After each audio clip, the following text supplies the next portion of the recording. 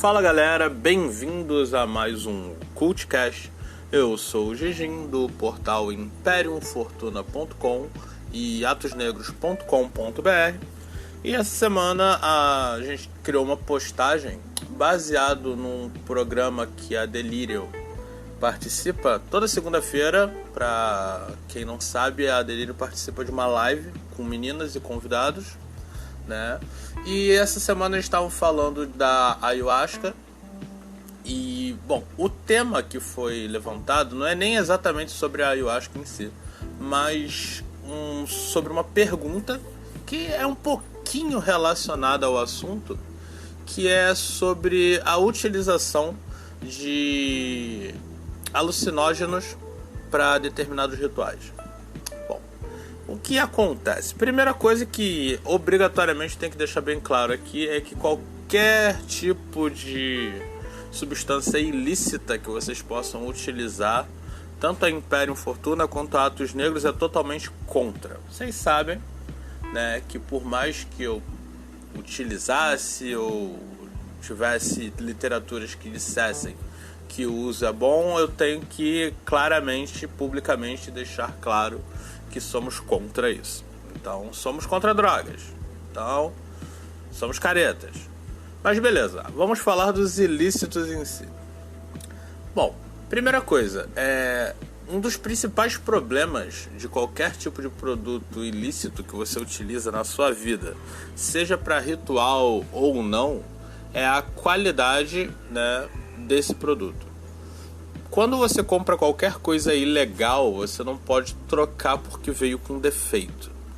Então, quando você compra um produto pirata, por exemplo, vamos usar um exemplo bem inocente, que é quando você era adolescente e ia comprar um jogo de PlayStation pirata na barraquinha do tiozinho na frente da escola. Se aquele CD não funcionasse, você não podia pedir o teu dinheiro de volta. O máximo que ele fazia era trocar por outro igual ou trocar por algum outro jogo diferente de mesmo valor. Então você não tinha seu dinheiro de volta, você não tinha garantia de volta. E você não tinha garantia de que o cara ia estar lá no dia seguinte, porque era uma barraquinha, ou seja, era um comércio ilegal de produtos ilegais.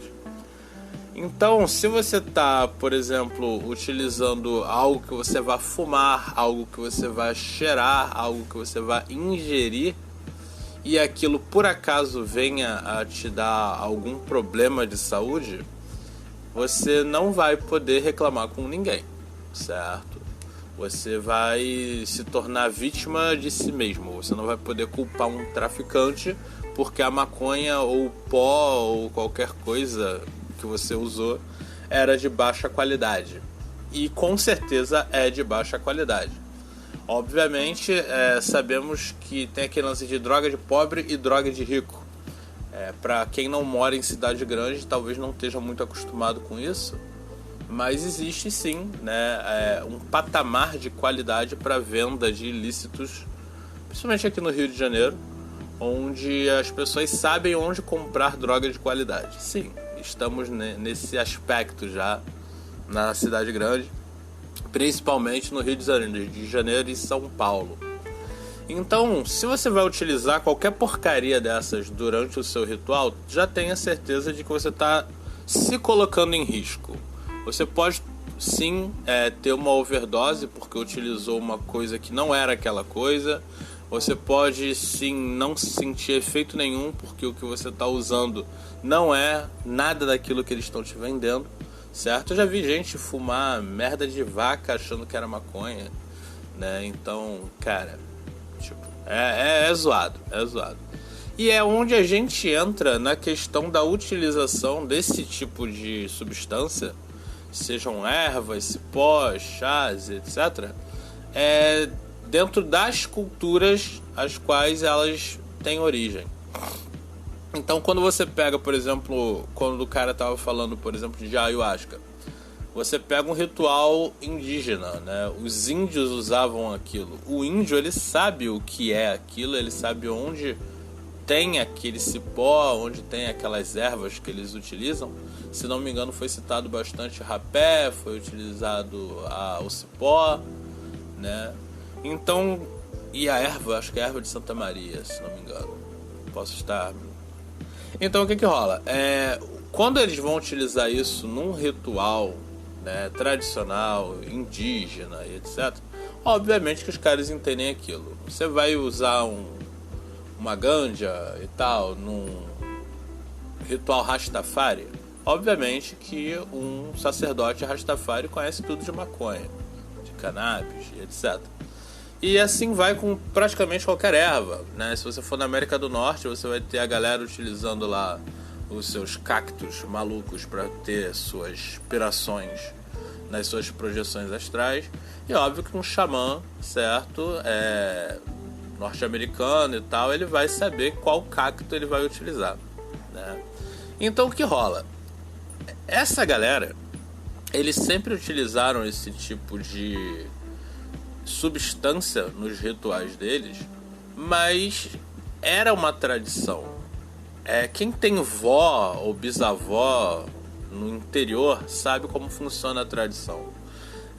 Eles têm no jardim deles as plantinhas para isso, plantinha para aquilo. Quando a garganta fica ruim, ele manda você mastigar isso. Quando o teu fígado fica ruim, ele manda tomar um chá daquilo. E eles entendem isso, é uma tradição oral que foi passada. Eles vão repassando. Alguns têm um livrinho, né, com o que serve para o que.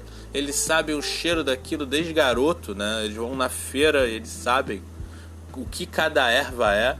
Então é diferente de um jovem místico que sobe uma favela, né, e compra algum ilícito qualquer para fazer um ritual, porque assim ele vai conseguir atingir um nível, né, alterado de consciência. Então só nesse aspecto vocês já entendem que não funciona, né? Uma coisa é você plantar e usar no seu ritual, ou ter acesso a alguém que planta aquilo puro e etc.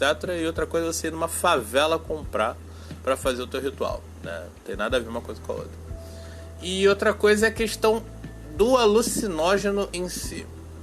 Muita gente utiliza chá que é para acalmar, chá para relaxar, alguns tomam chá para ficar mais ativo, mas os alucinógenos em si, eu particularmente, deixo bem claro, eu e o meu grupo de estudo, meu grupo de prática, que já tem mais de 10 anos, a gente nunca levou fé em nenhuma, e quando eu digo nenhuma, é nenhuma prática que utilize alucinógeno.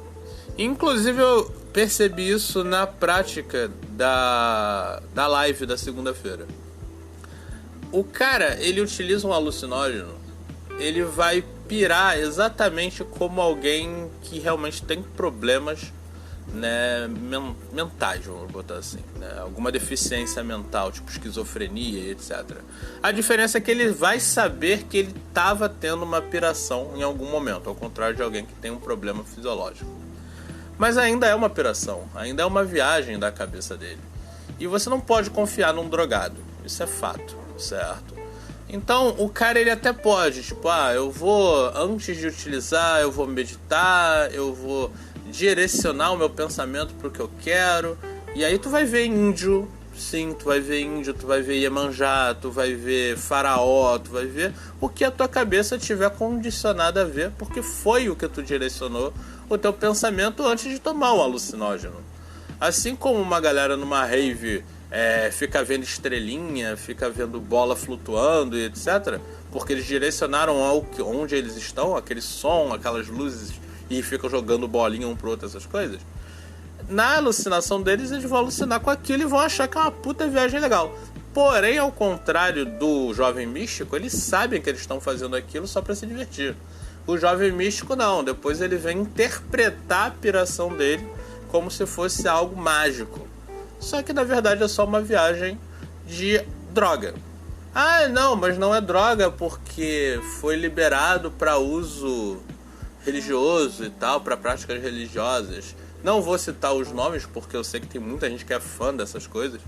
Mas cara, o composto ativo dele ainda é o mesmo composto que é utilizado nas drogas sintéticas. Então, tipo, se você coloca sal em uma coisa, aquilo dali continua sendo salgado. Mesmo estando na Coca-Cola misturado com um monte de açúcar, mesmo estando na sua comida muito salgado.